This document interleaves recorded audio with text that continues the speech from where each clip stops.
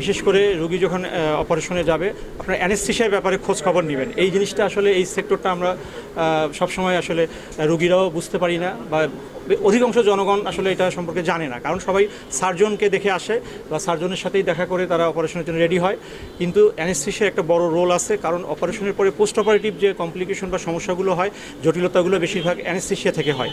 তো এই জন্য আমি বলবো যে আপনারা এই ব্যাপারটা অবশ্যই খোঁজ নেবেন যে কে অ্যানেস্থেশিয়া দিবে বা সে আসলে দক্ষ কিনা বা তার কীরকম স্কিল আছে। এবং অ্যানেস্থেশিয়াতে আপনারা একটু খেয়াল রাখবেন যে অ্যানেস্থেটিস্ট পুরো অপারেশন পর্যন্ত থাকলো কিনা এবং পোস্ট অপারেটিভে রুগীটাকে দিয়ে তারপরে তার সেটেলমেন্ট বা তার সিচুয়েশন সব কিছু দেখে গেল কেন। কারণ মূলত আমরা যতগুলো এই গত 2 সপ্তাহে প্রায় 5টার মতো এরকম পেলাম, বেশিরভাগ ক্ষেত্রেই কিন্তু পোস্ট অপারেটিভ কমপ্লিকেশনের জন্যই রুগীগুলো মারা যাচ্ছে।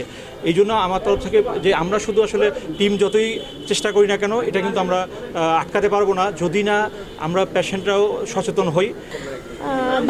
বাংলাদেশ হসপিটাল আর রেইনবো ক্লিনিক, এই দুটি। প্রথম অভিযোগ হলো এখানে অপারেশন থিয়েটার 2টা, কিন্তু জিএম মেশিন 1টা। তারপরে হলো এখানে পোস্ট অপারেটিভ রুমটা মানে কি যে নেই আর কি, আর লেবার রুম নেই। তারপরে এখানে যে রক্ত ব্লাড যেটা ট্রান্সফিউশন করা হয়, এটা আসলে ওনাদের কোনো এখতিয়ার নাই যে ওনারা এভাবে ব্লাড এখানে কালেকশন করেছে। তারপরে কোনো পরীক্ষা করেছে কিনা এরকম কোনো ডকুমেন্ট আমি পাইনি। এবং এই ব্লাডটা আবার রুগীর গায়ে ট্রান্সফিউশন করা হচ্ছে। এই অপরাধগুলো আমি দেখতে পেয়েছি।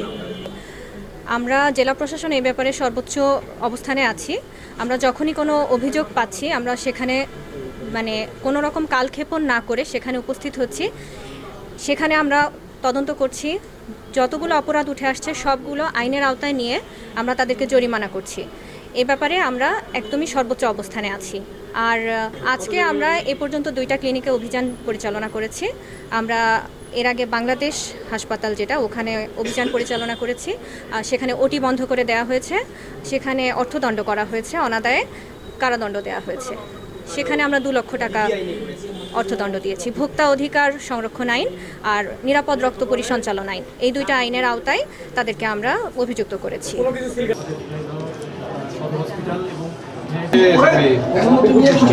এখানে